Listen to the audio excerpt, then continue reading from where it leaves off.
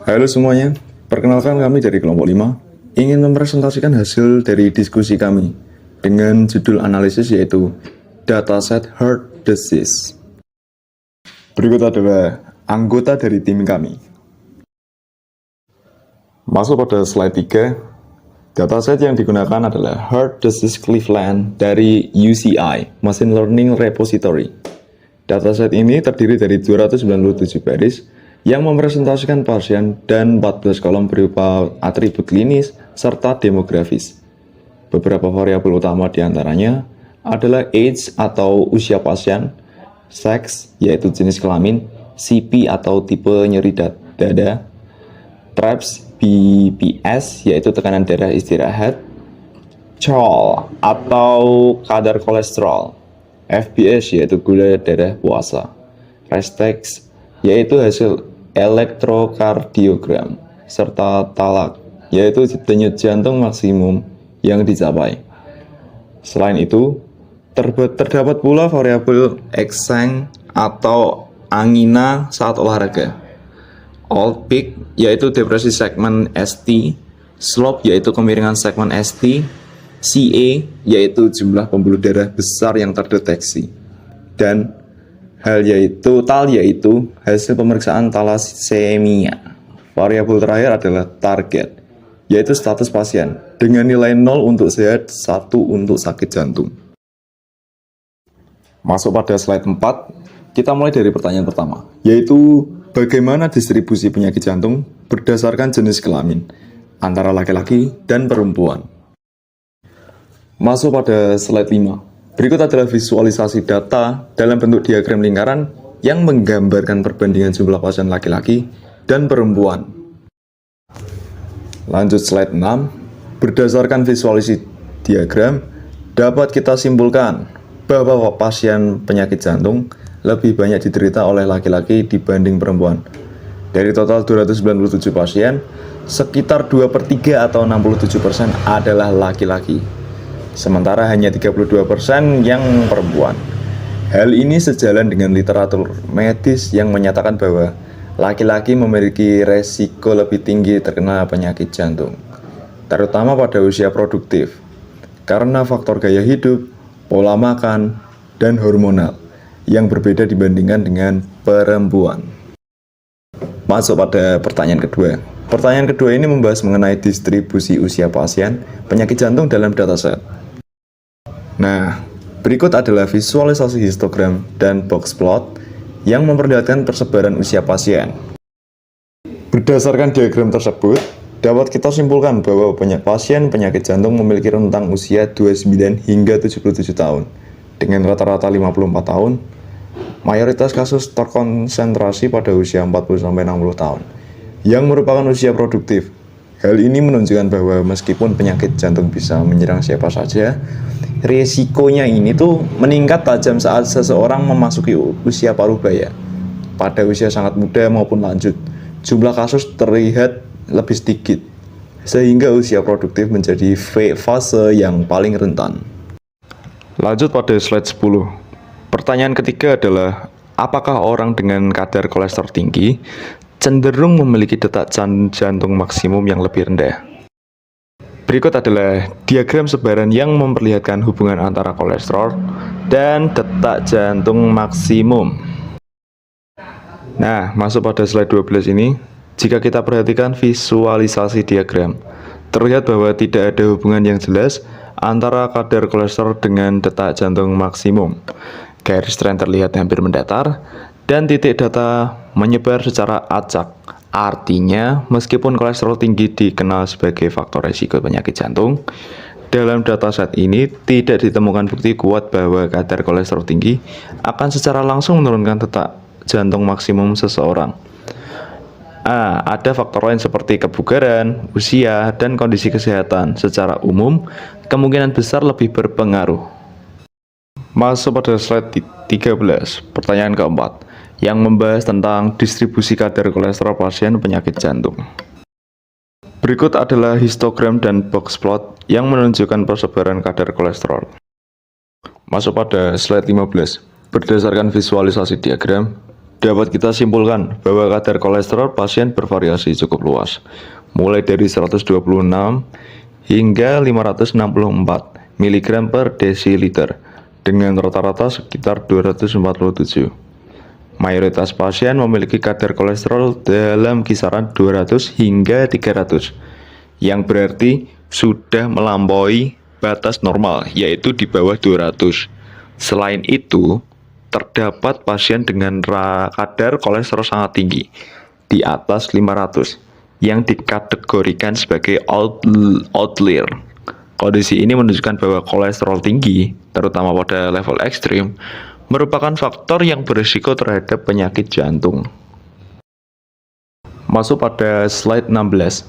Pertanyaan kelima adalah, pada rentang usia, berapa risiko penyakit jantung paling tinggi? Berikut adalah kurva distribusi usia pasien sehat dan pasien sakit jantung. Masuk pada slide 18. Dari grafik tersebut dapat kita simpulkan bahwa puncak kasus penyakit jantung terjadi pada usia 55 hingga 65 tahun.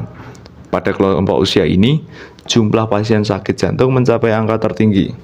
Sebaliknya, pasien sehat lebih banyak berada di usia 45 hingga 55 tahun. Artinya, semakin bertambah usia, semakin besar resiko seseorang terkena jantung. Hal ini sesuai dengan penelitian medis yang menyatakan bahwa proses penuaan menyebabkan elastisitas pembuluh darah menurun, sehingga resiko jantung meningkat. Masuk pada pertanyaan ke-6. Pertanyaan ke-6 ini adalah tipe nyeri dada, mana yang paling sering dikaitkan dengan penyakit jantung. Berikut adalah heat map yang menunjukkan distribusi 4 tipe nyeri dada pada pasien. Masuk pada pembahasan di slide 21. Berdasarkan visualisasi diagram, kita dapat menyimpulkan bahwa tipe nyeri dada asimptomatik ini atau tanpa gejala justru paling sering dikaitkan dengan penyakit jantung.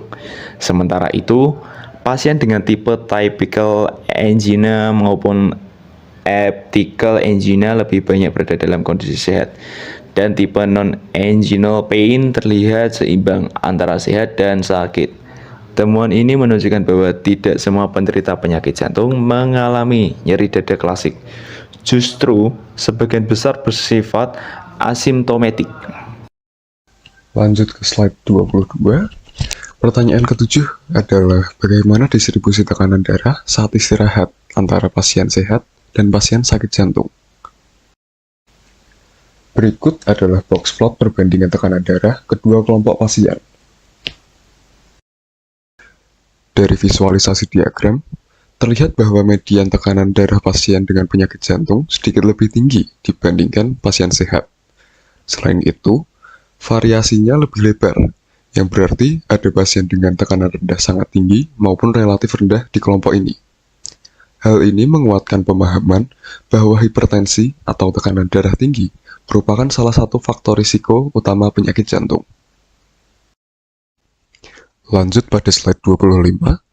Pertanyaan ke-8 adalah, apakah pasien dengan gula darah puasa di atas 120 mg per desiliter lebih mungkin menderita penyakit jantung? Berikut adalah pie chart yang menunjukkan distribusi pasien berdasarkan kadar gula darah. Berdasarkan visualisasi diagram, hasil analisis menunjukkan bahwa pada kelompok pasien dengan gula darah normal, yaitu di bawah 120 mg per desiliter, sekitar 51% pasien dalam kondisi sehat, dan 49% terdiagnosis penyakit jantung. Distribusi ini terlihat relatif seimbang, meskipun jumlah pasien sakit jantung sedikit lebih banyak. Sementara itu, pada kelompok dengan gula darah tinggi, yaitu di atas 120 mg per desiliter, komposisinya berubah. Sekitar 53,5% pasien tetap sehat, tetapi 46,5% menderita penyakit jantung. Dengan kata lain, meskipun pasien sehat masih lebih banyak, proporsi pasien sakit jantung pada kelompok ini juga cukup besar. Hal ini memperlihatkan bahwa kadar gula darah tinggi berhubungan erat dengan meningkatnya risiko penyakit jantung, meskipun bukan faktor tunggal penentu.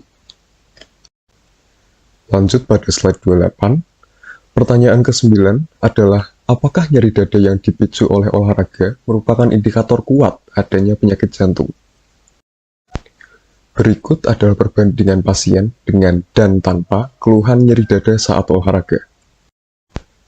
Dari diagram tersebut, dapat kita simpulkan bahwa lebih dari 70% pasien yang mengalami nyeri dada ketika berolahraga ternyata menderita penyakit jantung. Sebaliknya, pada pasien yang tidak mengalami keluhan ini, angka penderita jauh lebih rendah, yaitu di bawah 30%. Perbedaan yang cukup drastis ini memperlihatkan bahwa nyeri dada saat olahraga adalah salah satu indikator klinis yang kuat dalam mendeteksi adanya penyakit jantung. Lanjut pada slide 31, pertanyaan ke-10 adalah bagaimana pengaruh jumlah pembuluh darah utama yang tersumbat terhadap penyakit jantung. Berikut adalah violin plot distribusi jumlah pembuluh darah yang tersumbat pada pasien sehat dan sakit jantung. Jika kita perhatikan visualisasi diagram, terlihat bahwa mayoritas pasien sehat tidak memiliki pembuluh darah yang tersumbat. Sebaliknya, pasien dengan penyakit jantung cenderung memiliki satu atau lebih pembuluh darah yang tersumbat. Semakin banyak jumlah pembuluh darah yang tersumbat, semakin besar pula kemungkinan pasien menderita penyakit jantung. Hal ini memperlihatkan bahwa penyumbatan pembuluh darah merupakan salah satu indikator yang sangat kuat terhadap penyakit jantung. Lanjut pada slide 34, pertanyaan ke-11 adalah bagaimana hasil tes talium berhubungan dengan penyakit jantung. Berikut adalah diagram batang distribusi hasil tes talium pada pasien. Berdasarkan hasil visualisasi diagram, dapat kita simpulkan bahwa pasien dengan hasil tes talium normal sebagian besar dalam kondisi sehat. Sebaliknya, pasien dengan hasil reversible defect mayoritas besar menderita penyakit jantung.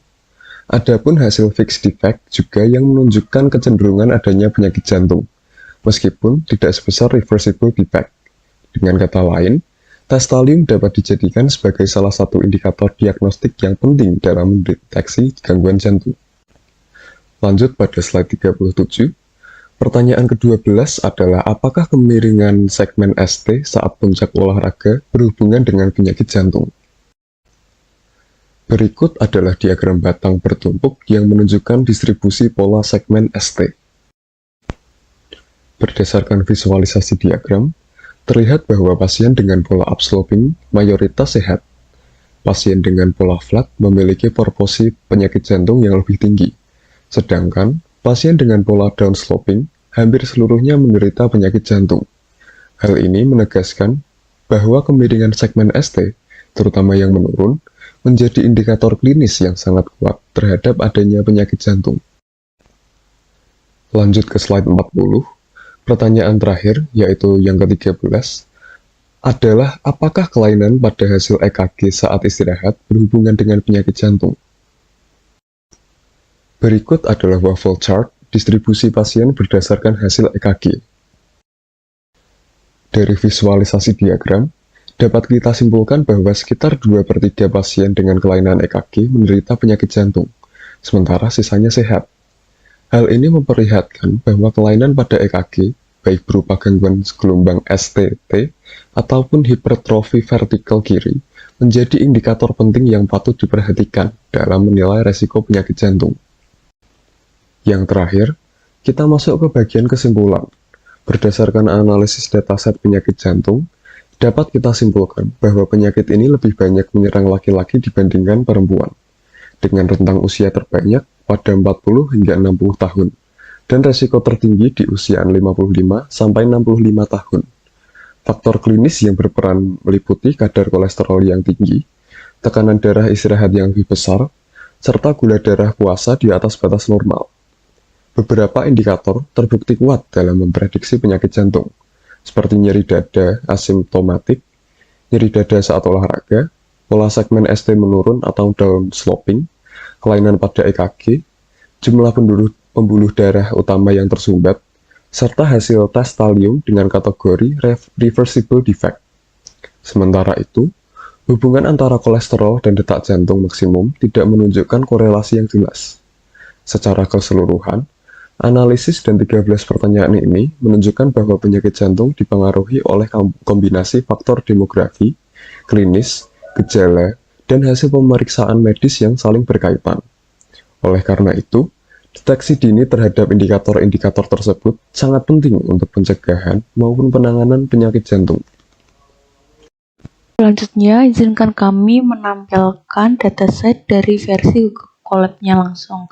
Yang pertama yaitu kita import dan juga kita hubungkan dengan Google Drive terlebih dahulu agar nanti filenya bisa diakses. Yang selanjutnya yaitu kita membuat, setelah kita hubungkan ke Google Drive, lalu kita membuat nama file yang bernama yaitu notebook, dan juga nanti dimasukkan filenya yang kita mau ke notebook itu yang bernama hard, karena kami mengambil yang untuk analisis penyakit jantung. Selanjutnya yaitu setelah itu kita melihat apakah di folder ini kita udah masuk file-file yang kita mau, yang kita akan ekstrak dari file tersebut. Lalu selanjutnya yaitu kita bisa menampilkan data apa aja yang telah masuk ke dalam Google Drive. Ini sudah terdaftar ya, ada beberapa tabel dan juga ada beberapa grafik-grafik yang sudah diimport langsung. Selanjutnya kita masuk ke pertanyaan yang pertama, yang bagaimana distribusi penyakit jantung berdasarkan jenis kelamin pria versus wanita. Nah, berikut ini merupakan grafik yang kita buat. Kita buat dari diagram lingkarannya, yaitu distribusi pasiennya. Yang laki-laki itu ternyata lebih banyak, yaitu sekitar 67,7%, sedangkan yang perempuan itu 32,3%. Selanjutnya yaitu jumlah pasien berdasarkan gender, yaitu perempuan kurang lebih hampir mendekati yaitu 100, dan juga yang laki-laki sekitar 200-an. Selanjutnya yaitu masuk ke pertanyaan kedua, bagaimana distribusi usia pasien penyakit jantung dalam dataset. Kita menggunakan diagram batang yang berarti usia 60 ini paling banyak di antara usia yang sebelumnya, yaitu 34, 50 ataupun 70. Lalu sebaran usianya segini. Selanjutnya yaitu yang pertanyaan nomor 3, yaitu apakah orang dengan kolesterol tinggi atau jol cenderung memiliki detak jantung maksimal atau toleransi yang lebih rendah. Lalu berikut ini adalah diagram yang bisa menjawabnya. Ini artinya yaitu berdasarkan diagramnya secara visual tidak terlihat adanya korelasi yang kuat antara tingkat kolesterol dan juga detak jantung maksimum. Garis tren antara kedua kelompok terlihat hampir mendatar, yang mengidentifikasikan bahwa kenaikan kadar kolesterol tidak secara signifikan diikuti oleh penurunan atau kenaikan detak jantung maksimum. Artinya bahwa kolesterol tinggi pasti berubah detak jantung maksimum rendah ini tidak terbukti dalam dataset ini. Selanjutnya yaitu nomor 4, bagaimana distribusi kadar kolesterol pasien penyakit jantung dalam dataset. Berikut kami menjawab dengan menggunakan diagram batang lagi, yaitu hasil analisis menunjukkan bahwa kadar kolesterol pasien penyakit bervariasi antara 126 hingga 564 mg/dl dengan rata-rata 274 mg/dl. History memperlihatkan bahwa mayoritas pasien memiliki kadar kolesterol dalam rentang 200 sampai 300 yang berada di atas batas normal atau lebih dari 200 mg/dl.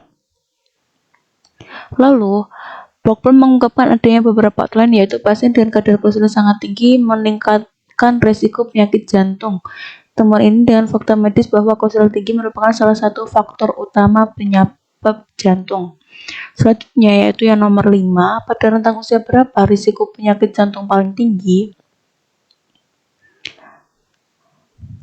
Nah, risiko penyakit jantung meningkat seiring bertambahnya usia. Kurva distribusi untuk pasien jantung berwarna merah memiliki puncak pada rentang usia sekitar 55 hingga 65 tahun.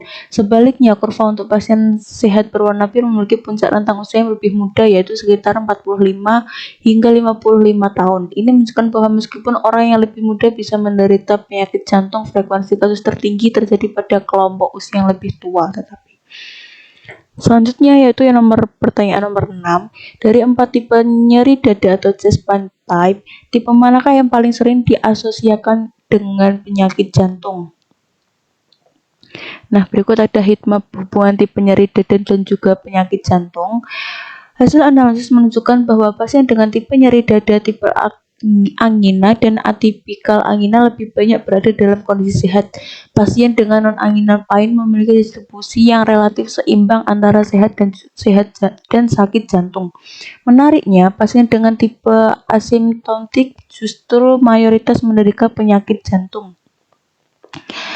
Visualisasi heatmap memperlihatkan secara jelas bahwa tipe nyeri dada asimptomatik merupakan indikator kuat yang berhubungan dengan penyakit jantung meskipun tidak disertai keluhan nyeri dada. Selanjutnya yaitu pertanyaan nomor 7. Bagaimana distribusi tekanan darah saat istirahat atau stres antara pasien sehat dan juga pasien sakit jantung? Pasien yang didiagnosis sakit jantung cenderung memiliki median tekanan darah saat istirahat yang sedikit lebih tinggi dibandingkan pasien sehat. Selain itu, rentang data panjang kotak dan kumis pada kelompok sakit jantung juga terlihat sedikit lebih lebar yang menandakan variasi tekanan darah yang lebih besar pada kelompok ini. Temuan ini mendukung bahwa tekanan darah lebih tinggi merupakan salah satu faktor risiko penyakit jantung. Selanjutnya yaitu pertanyaan nomor 8. Apakah pasien dengan gula darah puasa di atas 120 mgdl atau FPS lebih dari 120 mgdl lebih mungkin menderita penyakit jantung? Hasil analisis menunjukkan bahwa pada kelompok pasien dengan gula darah normal yaitu di bawah 120 mg per desiliter, sekitar 51% pasien dalam kondisi sehat dan 49% terdiagnosis penyakit jantung. Distribusi ini terlihat relatif seimbang meskipun jumlah pasien sakit jantung lebih banyak. Sementara itu, pada kelompok dengan gula darah tinggi yaitu di atas 120 mg per desiliter, komposisinya berubah.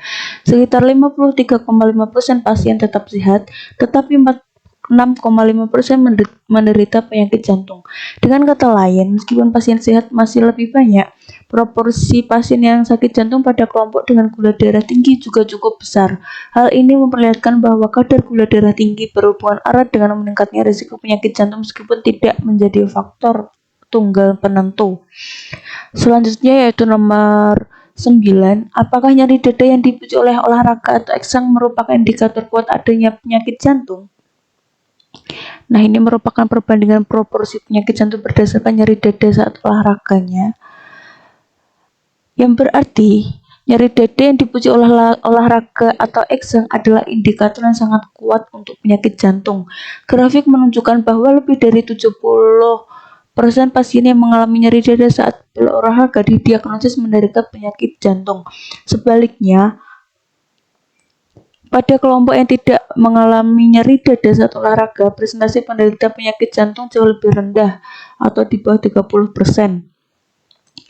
Perbedaan yang drastis ini menjadikan eksang salah satu faktor prediktor paling penting dalam dataset ini. Selanjutnya yaitu yang nomor 10, bagaimana pengaruh jumlah pembuluh darah utama yang tersumbat atau CA terhadap diagnosis penyakit jantung. Nah, berikut kita menggunakan violet plot. Nah, ini berarti bentuk violet plot secara visual mengkonfirmasi hubungan yang kuat untuk kelompok sehat, violetnya yang lebih lebar di bagian bawah dan yang sangat sempit di atas. Ini berarti mayoritas absolut pasien sehat tidak memiliki pembuluh darah yang tersumbat. Sebaliknya untuk kelompok sakit jantung, violetnya jauh lebih besar di bagian atas, menunjukkan bahwa pasien penyakit jantung cenderung memiliki satu atau lebih pembuluh darah yang tersumbat. Nah, kami ada beberapa istilah pertanyaan yang selanjutnya yaitu pertanyaan nomor 11. Bagaimana hasil tes talium atau tel berhubungan dengan diagnosis penyakit jantung?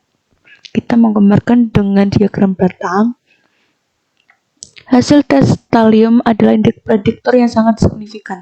Pasien dengan hasil normal sebagian besar berada di kelompok sehat. Sebaliknya, pasien dengan hasil reversible defect secara dominan berada di kelompok penderita penyakit jantung. Ini menunjukkan bahwa jika hasil tes seorang pasien adalah reversible defect, kemungkinan besar ia menderita penyakit jantung. Fixed defect juga menunjukkan kecenderungan adanya penyakit meskipun tidak sekuat reversible defect. Yang selanjutnya yaitu nomor 12. Apakah kemiringan segmen ST saat puncak olahraga atau slop berhubungan dengan diagnosis penyakit jantung? Jawabnya yaitu sesuai dengan diagram berikut, yaitu bahwa pasien dengan pola upsloping pada segmen ST mayoritas dalam kondisi sehat, sedangkan pasien dengan pola flat memiliki proporsi penyakit jantung yang lebih tinggi. Sementara hampir semua pasien dengan pola downsloping menderita penyakit jantung. Visualis bar chart memperlihatkan dengan jelas bahwa downsloping merupakan indikator yang sangat kuat terhadap keberadaan penyakit jantung. Temuan ini konsisten dengan literatur medis yang menyebutkan bahwa kemiringan ST menurun adalah salah satu tanda khas adanya gangguan pada fungsi jantung. Dan yang terakhir yaitu apakah kelainan pada hasil EKG saat istirahat atau ristek memiliki kaitan dengan diagnosis penyakit jantung? Jawabnya yaitu sesuai dengan komposisi pasien kelas menggunakan ristek. Hasil analisis menunjukkan bahwa pasien dengan kelainan EKG, baik kelainan STT maupun hipertrofi ventrikel kiri, didominasi oleh pasien menderita penyakit jantung. Dari total pasien dengan kelainan EKG, sekitar 2/3 diantaranya terdiagnosis penyakit jantung. Sekitar 2/3 diagnosis penyakit jantung, sedangkan sisanya dalam kondisi sehat. Visualisasi dengan waveform chart memperlihatkan komposisinya secara proporsional di mana kotak berwarna merah atau sakit jantung terlihat lebih banyak dibandingkan kotak biru atau yang sehat. Hal ini menegaskan bahwa adanya kelainan pada hasil EKG merupakan indikator penting terhadap risiko penyakit jantung. Nah, sekian presentasi dari kelompok kami. Apabila ada kesalahan kata, kami mohon maaf. Terima kasih atas perhatiannya.